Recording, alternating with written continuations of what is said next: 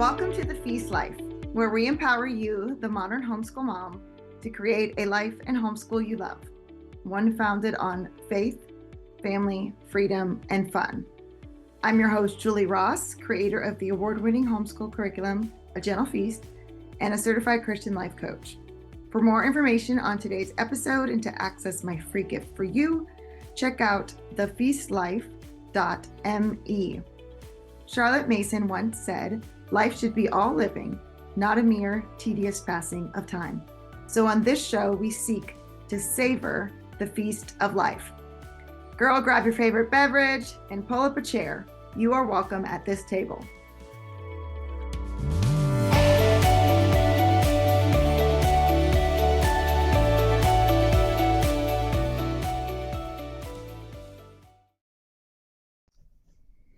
Hello, welcome to the Feast Life. So, have you ever wondered what it's really like to use a gentle feast in your homeschool? Well, today you won't just hear it from me. You're going to hear it straight from the families who are living it out every day.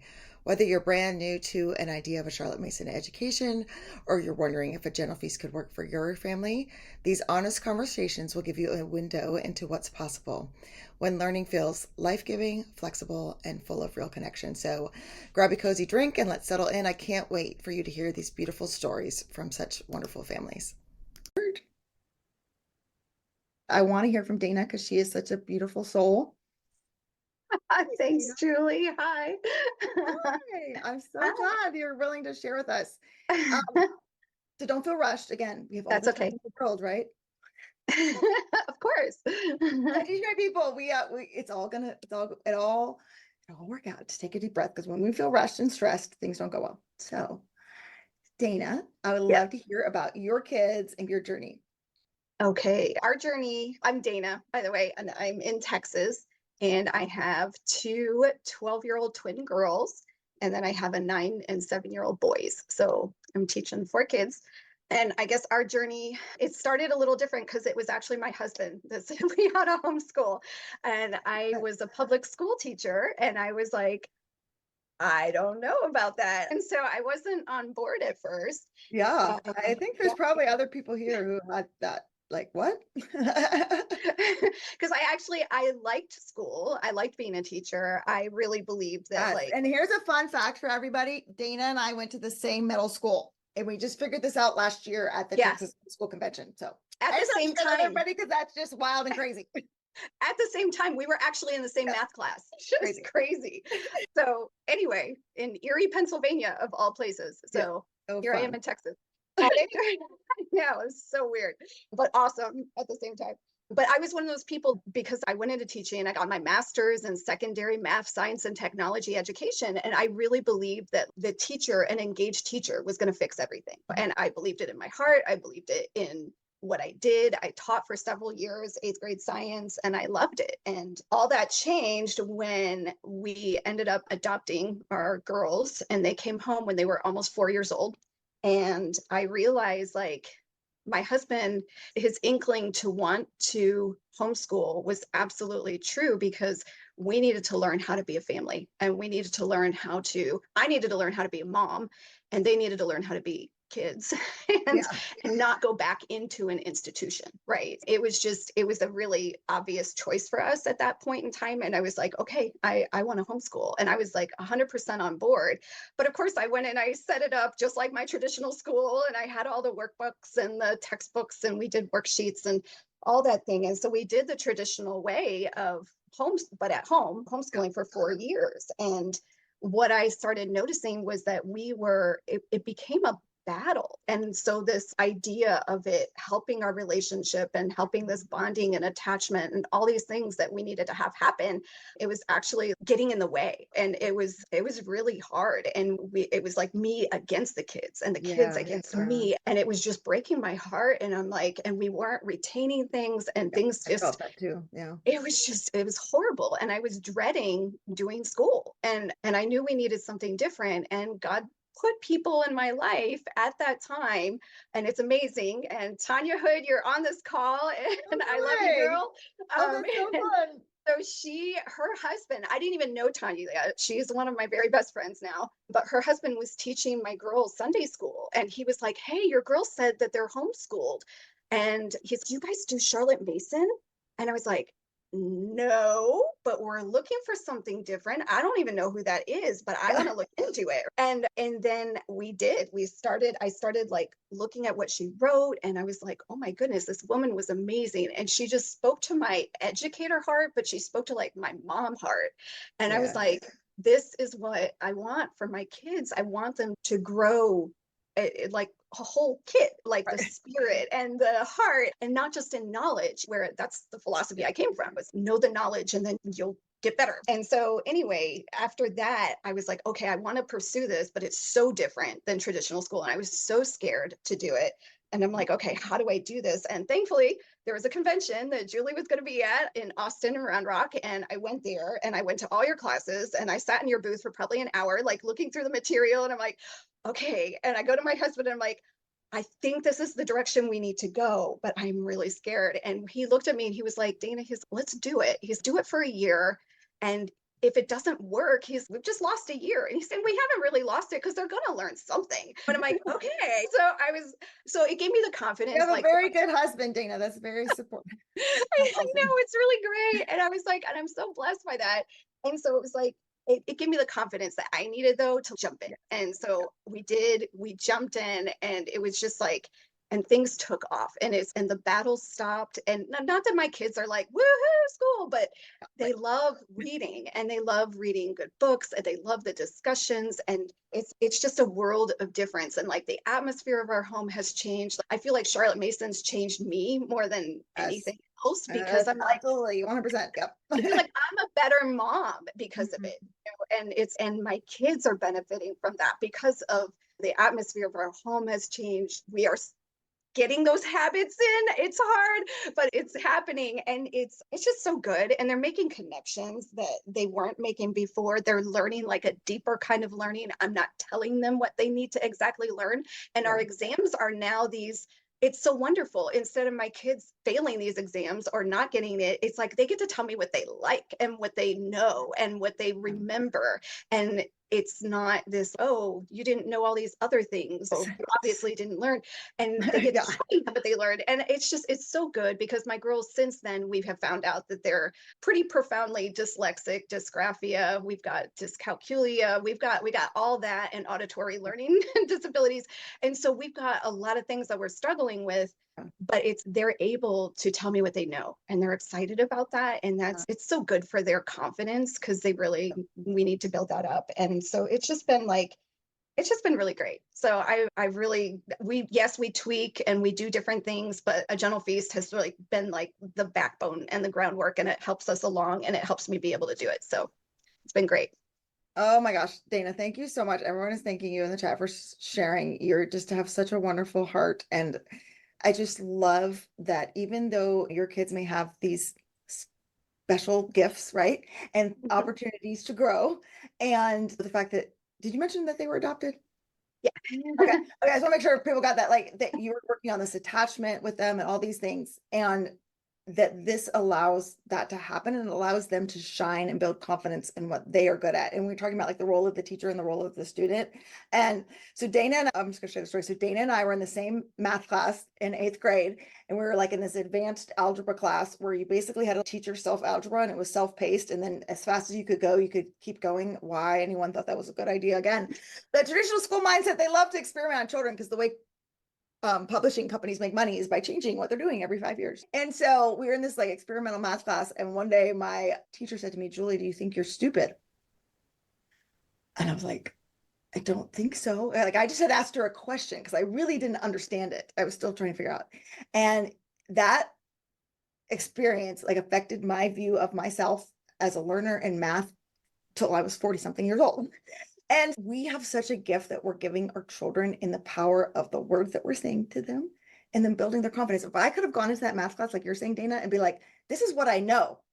I know these things. And then the teacher was like, oh, wow, you know those things? That's fantastic. And then I could build upon that rather than constantly every day being shown all the things I don't know. Like that would have been so life-changing, right? Yeah.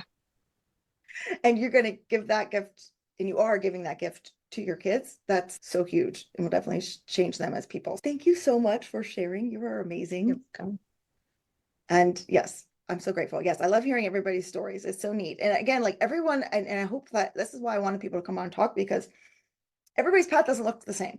Some people, like Jamie yesterday, just dived into the deep end. We're doing it all, and here we go. I'm throwing all this away, and we're doing this. And then like Tammy and Stephanie today were like, we're just going to start small, and we're going to work our way in, and we're going to do these few little subjects and see how it goes, and go from there. And then hearing Dana's story of I was a teacher. And it's in the Facebook group. Jamie and Tammy both put, I don't know if you saw this, that their reoccurring stress stream is that they have to go to class and they don't know what's on the class or something like that. That is literally my stress stream too. Like when I am stressed, I have this nightmare. I'm in college and I get to the exam and I don't know what's on the test. Like, do you realize how much that affects you? That is still at 47 in my nervous system, that I'm in college and I'm taking a test and I don't know it, the stress of not knowing something. And it didn't even occur to me till they put that in the Facebook group of, oh my goodness, wow, that's still so real to me, that is coming out in my like dreams all the time. And I think as us, like as educators, sometimes it can be like almost a hindrance of that mindset is still there. Like this many years later, and I've been doing Charlotte Mason for this many years and teaching it for this many years, and it's subtle how it can still infiltrate us. So thank you so much for sharing. Hey, Jamie. Hey.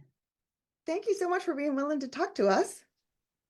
Absolutely. I just think this has been great. I'm actually on the verge of tears. I'm just so excited we're at the end of our school year, I think. So it's like a lot of just emotions of ending and ending well. And these are great reminders of where I started 4 years ago. Thank you. Yes, that's what I really wanted, because I know there's a lot of people here who have been, I've been walking this gentle path, but girl, it's so easy to like, oh, look over here and what they're doing. And oh, look over here. Then you get off the path and you're in the woods and you're like, can someone tell me how to get back Bring there? it back. Yeah. Yeah, so good. So I'm so glad to hear it's been encouraging. So anyway, I would just love to hear from you, like just your kids, the ages, but just how your homeschool journey has evolved and what has come into your lives the past several years. Absolutely. Okay, I have 3 boys, and they are currently 13, 11, and 9. And we just started homeschooling 4 years ago. And I also work full time. So when I say homeschool is a calling for me, there's no doubt to that. I just leaped one day, and it's actually before COVID. So if you do the math, that's like 2020, but that's not the reason we started homeschooling. It was right before that. I had no idea who Charlotte Mason was. Yeah. It was literally a Google search. How can I homeschool?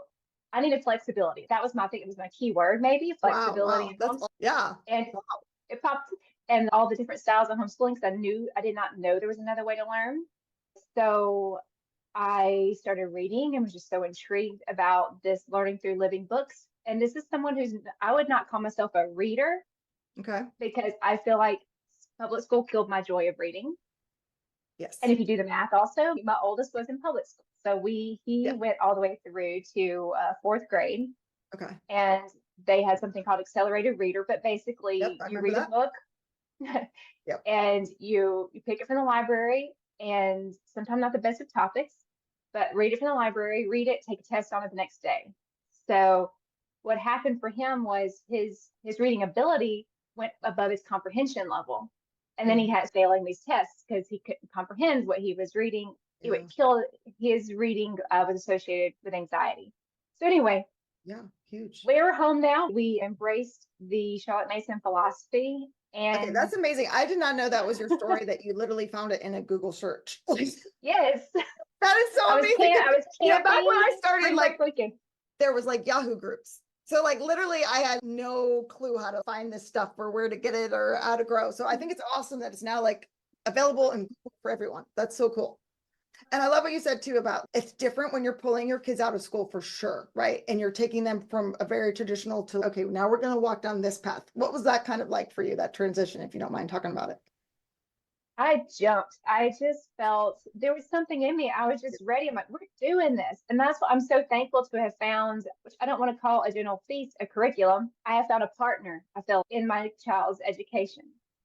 because it provides me with a structure yet flexible. And that I feel like Charlotte Mason's way of learning is that. It's you take these wonderful books and you having lesson plan or having a teacher's manual for me with the general feast is great because I don't have to do anything. I literally buy books, thrift shop my books, and I told you guys I wasn't a reader. I don't know who these authors are. I've never heard of these books. Like I've never read Little House. I've never. So I'm like, we're just going to dive in and we're going to read these books. I don't know what they are. I don't. And what is this living book idea? I love it. I'm not sure what it is, but it has been so amazing. Over the 4 years, I have children at different ages reading different books, but the ideas that they get, the connections that we all get for reading the same type of topics for the same time period. Okay. Has the discussions we have has been so amazing to just to watch them grow, to take ownership of that knowledge. The idea of narrating was completely new to me, so that they can take that. I can have the same kid reading the same book and they both give me different narrations. So it's no longer that this is what you have to know. I didn't do anything. I gave them a book and they read it and they came to me and each one of them took what they needed to know. And if that was a paradigm shift for me, that I'm not having to pour information into them. You have to know this, but they're telling me what they learned and they own that education. So that was the shift for me to answer your question of going from that typical homeschool method to them taking ownership and learning what they need to know. Yes, and that's okay. And that's what we're going to talk a lot about tomorrow, like the role of the teacher and the student and then the work that they're doing. But I love that they're making it their own. They're putting it into their own words and they are able to tell it to you. So then they actually do know it. It's not like they're going to learn it to answer some questions and then they'll forget about it by the end of the week. Okay. Everyone is asking how you are able to work in homeschool. So the short answer to that is short lessons. Yes, which is so key, which we're going to talk about tomorrow too, because that is so radically different than like a traditional path. You have the subject for 2 hours a day at some of the high schools around me, the way they structure stuff. And we've been doing this for 4 years. So it's just my kids have gotten used to, here's what they have a little notebook, here's what you do for the day. And they know, I mean, their language arts is we do this day 1, 2, 3, 4, 5, and they just know what to do. I don't know. I can't explain it. It just happened. Here, go read these chapters. They do it on their own. I'm not having to stand in front of them and hold their hands. I'm not telling you it's been all easy. Like, it's, they have bad days. I have bad days. There's some learning happens all the time, guys. Like, it's not just Monday through, that was huge for me. Like Monday through Friday, I don't know, 8:30 to 2:30. So when I have my lunch break, hey guys, let's go to the porch and let's read. Yeah. Right now I'm tearing up of all the cycles, all the history books, like current history picture books I'm reading with my younger child. Yeah. I'm learning history. Are you in cycle 4? Yes. Yeah, that's why. All those World War II books and Yes. And so I just take little moments here and there. Let's go read this book. We read it, audiobooks when they're transitioning between reading on their own to reading to them. That's just, and getting them used to taking ownership of what they're learning. And they're so excited to tell me back what they have learned. That's awesome. Yeah, just short. That's how I do it.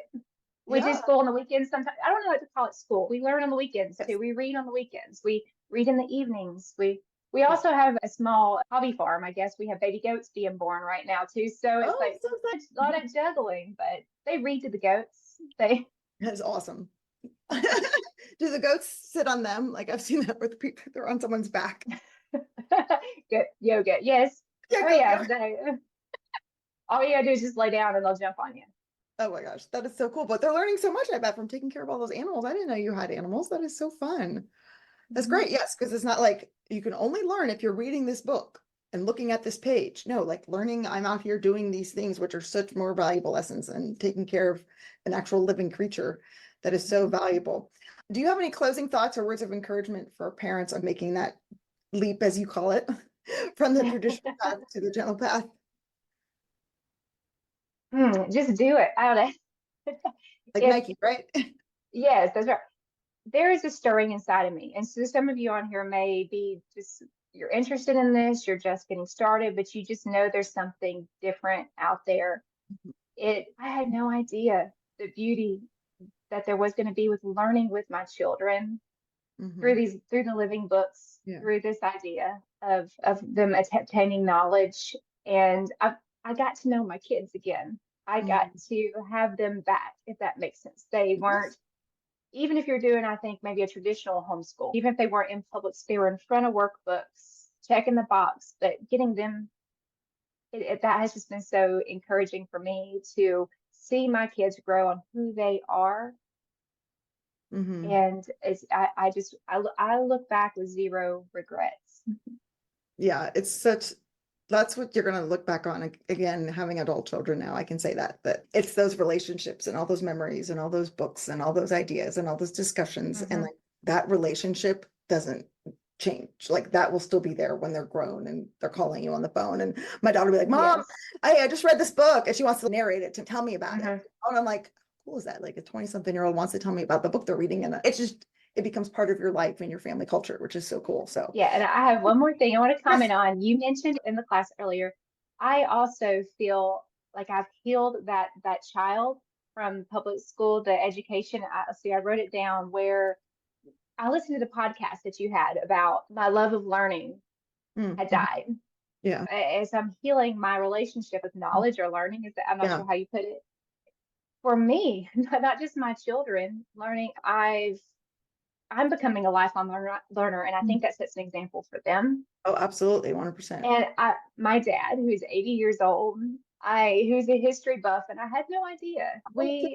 I call him, I'm like, hey, I'm learning about the Cold War. Can you tell me about? And he's like, I'm not that old. And then we get into civil rights, and we're in Birmingham, Alabama. But just saying, my dad too, just getting to where he can share his history with me and the love of history. That's been a blessing too. Just conversations with people that I've never would have had before had I not taken on this love of learning with my kids. Yeah, and I thank you so much for bringing that up, because I think that's so key, is just how valuable it is for us as humans, because this is how all humans learn, and this is how we actually really do grow. And so it doesn't matter if you are 7 or 47, this will grow and change you at the same time as growing and changing your kids. And that's just such a beautiful thing. So thank you for making that comment. I really appreciate it. And thank you for talking to us. It's so good to see you. I appreciate it. All right. Thank you so much for joining us. Thank you. I'm very happy to be here. So can you tell us about your family and your kids? And I know like their ages and all of that. Yeah, absolutely. We have 7 kids, 21 all the way down to 5, and we have always homeschooled. So my son is 21 and he graduated a couple years ago, and my second graduates in a week and a half. So super exciting, super busy time with all the graduations. Oh my gosh, I know, right? Yeah. And so next year for school, I'll have a junior, an 8th grader, a 6th grader, a 3rd grader, and a fresh kindergartner. Wow. So next year, all the forms. You are amazing. So you have always homeschooled. What has like your journey been like? Did you follow a more of a traditional path, or have you always done Charlotte Mason?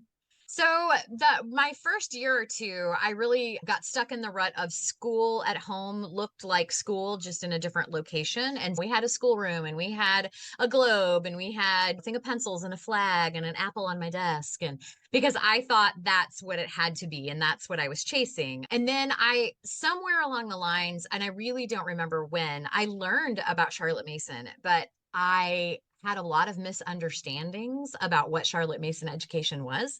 And so being a more relaxed person, I thought if I shoot for classical education, then maybe I'll land at Charlotte Mason, because I incorrectly thought. I've actually heard that before. Yeah, that's what I've always told people, because I just always thought like Charlotte Mason's just gentle classical education. And come to find out, so many years into it now, a few years ago, I learned they're totally different. Like they're not even the same thing, except for they're both educational philosophies, but they're very different. Yeah. And so we did classical education for a couple of years, and then I slowly tiptoed my way into the Charlotte Mason world. And now where we're at now, that we're finishing our 7th year with a gentle feast. If anybody else has been around that long. Yeah, I say you're the OG girl. You're the OG.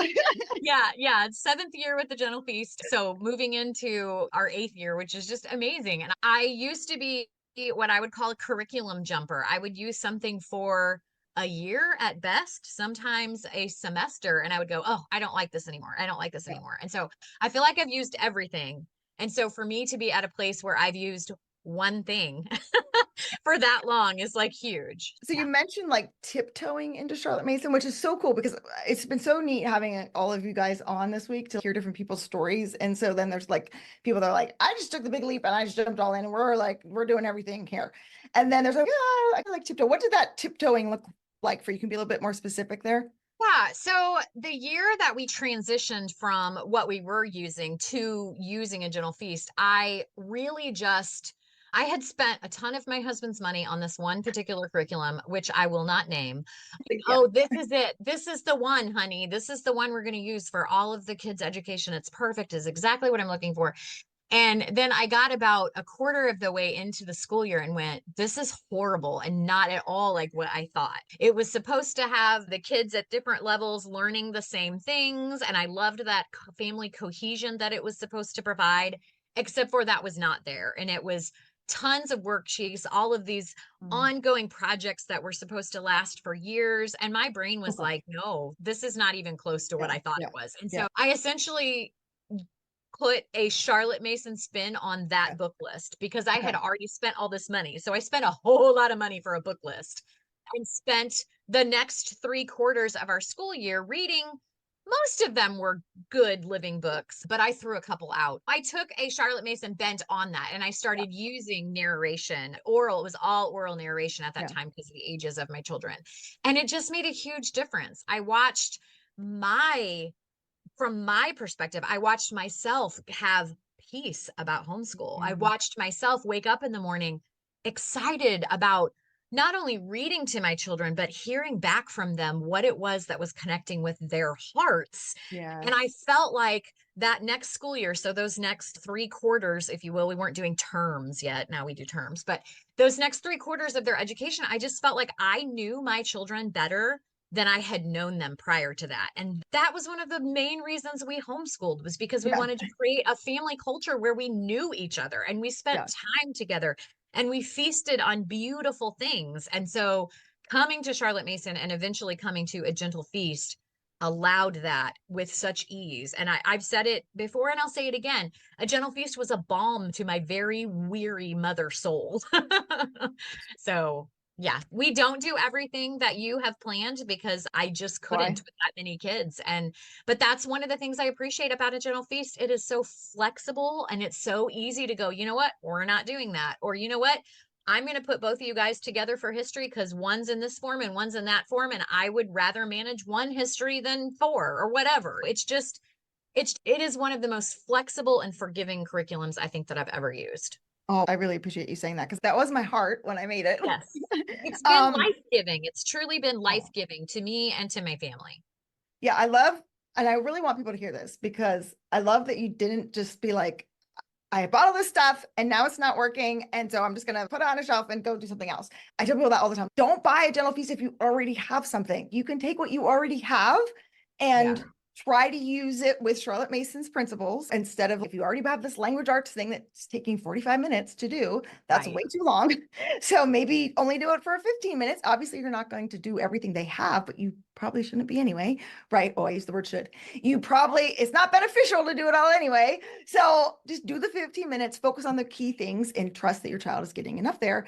Or take, like what you're saying, take some great books, go get some great books from the library. Read them, ask your child, tell me what this was about, or maybe even just do one page. Tell me what this was about, have a discussion about it. And so if people are on this call and you're new to this, like over the summer, go get some books from the library, read them and talk about them and see if that makes a difference. See if you and your family like this approach before you like jump in and buy stuff. So I even have a summer morning time, which I actually is so precious because it's like nature-based, that has a great book list in the back that you could get and just start morning time. Like basically what that is, if you're not familiar, like we have songs and art and music and beautiful things for them to fill their minds with. And summer's the great time to try that and to see, is this a balm for my soul? Is this something that I want to keep going into before you make the leap? So I love that like idea of tiptoeing. I think that can be really wise. So since you are going on year 8, Yes. you will have been through all the cycles. So I think you'd be great to just share real fast, like, what did that mean? What are the cycles that a general feast is set up in most Charlotte Mason, because that's how her programs were organized? And then what have you seen as the benefit of doing history that way? Okay, so the cycle 1, 2, 3, 4 are their history-based cycles. Charlotte Mason felt like kids should know the history of their own country before they learn the history of other countries. And so 1st through 3rd grade only uses American history. It's all American history based, unless you're in Canada, and then it's Canadian history based. And then in 4th grade, a General Feast adds a stream of world or British history. And then in 5th grade, it adds an ancient history stream. And if you're new to Charlotte Mason, new to a General Feast, that you're like, what? We're doing 3 history streams? That seems crazy. Shouldn't we stretch the hit? No, your kid can totally handle it. It is beautiful to see American history and world or British history lined up side by side as they go throughout history. That So is they like literally been my favorite part. I was it's like, amazing. Like this. wait, George Washington and Mozart lived at the same time? I had no Right. idea. Yes, absolutely. And to see like how the different things in like how America was impacted by different things, like how did World War II impact America? And seeing those side by side is just beautiful. And it's brought up a lot of conversations, and I really feel like it's helped to develop our kids into citizens that realize that they're part of a globe and not just part of an America. Yeah. And I appreciate that they realize that the world is much bigger than we're in Indiana, their little town in Indiana. And that also that what we do as individuals really does have this ripple effect. It really does affect more than just ourselves. And that you can go lots of directions with that idea, but yeah. So now so you went through cycles 1, 2, 3, 4, and now you did cycles 1, 2, 3. I don't even know what you're on, but so what happens then when your kids are older? Can you talk about that? And so you studied let's just pick one, early explorers, right? Sure. Early Native American history. And then 4 years later, you did it again. Again, they're older, so they're doing totally different books here. It's not like they're doing the same exact thing. But what was the benefit of studying that same time period again? So I think the real benefit is those harder concepts and those harder subject areas. Because if you're talking about early Native Americans, let's face it, they went through some tough stuff at the hands of some people that we've lauded as heroes, right? So I feel like the kids having experienced that at a younger age and then coming back to that again and hearing it again and being able to see a different person's perspective on that helps them to have a balanced view of those things that are within our own history. Some of those people and places and things that they're exposed to early, they don't have all the details, but then later on, those details are fleshed in, and it just expands their thoughts about that particular subject area. So I think that has been really beneficial for our kids. Yeah, it's one of the things I really love. And I just think it was so wise, because it's not like you're going to learn this one time and then we're never going to talk about it ever again. Rather than it's like, we're learning about this, we're laying this kind of foundation. And when they're younger, again, like you're reading picture books and they're just getting their imaginations filled with stories and ideas of these people and places. Older, and they already have that background information and it's in their minds. Because again, it wasn't like recall where they learned it for a test and then they forgot. Through narration is part of them. It's part of their brain substance when you can go back and you can add on more difficult material, more in-depth information. They have something to actually hang that onto, which has just been so cool. Like when we did our island story, my kids thought this story about like William the Conqueror and how he had the stomach thing and he like blew up the coffin. Do you remember the story? Anyway, they thought it was hilarious. We still talk about it. Like we acted it out. We all got in a blanket and it blew up and it was so funny. But like, my one daughter is taking an AP Euro class this year. And so when we got to William the Conqueror, she was so excited to share with like her high school friend. She goes, oh my gosh, I know the coolest story about him. And they were all like, how do you know this? AP textbook or whatever. But it was like, she had that in the background of her mind from, I think she was 6 when we did that story. And now she's like actually learning about the feudal system and like how France coming over to England totally changed the country and like all the heavy stuff, like she's taking a college level class, but like now she has something to connect that to in a person. And I love that's the way Charlotte Mason built that up. Charlotte Mason talks about that science of relations and letting your kid connect all of those things together. And I feel in those early years, they're connecting those things together. And then in maybe the end of Form 3 and then Form 4, they're all connected. And now they're just settling in deeper and deeper. And it's just beautiful to see your kids develop that way. Yeah. And I love too that in this, I'd love for you to touch on this with your kids and the age spread there of just studying the same time period together. Yeah, I think it's great. I love to watch my younger kids who are so excited about learning about Christopher Columbus or learning about American Revolutionary War, and then having those conversations with the older kids. And then my older kids are able to go, oh yeah, but did XYZ about that particular no, I didn't know that. Yeah, wait till you read such and such book, and then you'll get to learn more about that. And so it has helped, like I said before, it's helped just create this family culture around education, because education is a life. And so that's what A Gentle Feast helps us to provide, is a life of education for our kids, an environment of education for our kids, so that all of school, all of life is school, all of life is learning, and creating them into lifelong learners where they can see, oh, I have something valuable to contribute to this conversation because I've read about this before. Yes. And even the little ones, like I would be teaching or having a discussion with some of my older kids, and they would walk by and they would hear that name and they'd be like, I know who Phyllis Wheatley is. Yep. And they would come and join the conversation. Oh, listen to me. Like, yeah. I have something to contribute too. And it just goes back to the valuing each child as a person, and what you have to share is important, even if we're reading these really hard level high school textbooks talking about her, and then we're this cute little picture book, but what you have to say is important, and we want to hear you too, which is so cool.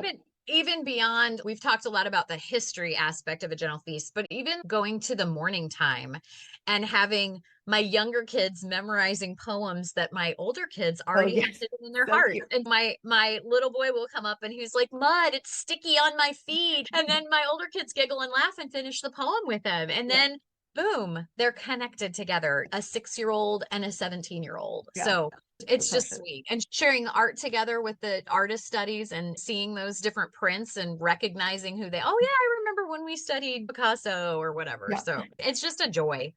That's so fun. Thank you so much for sharing with us today.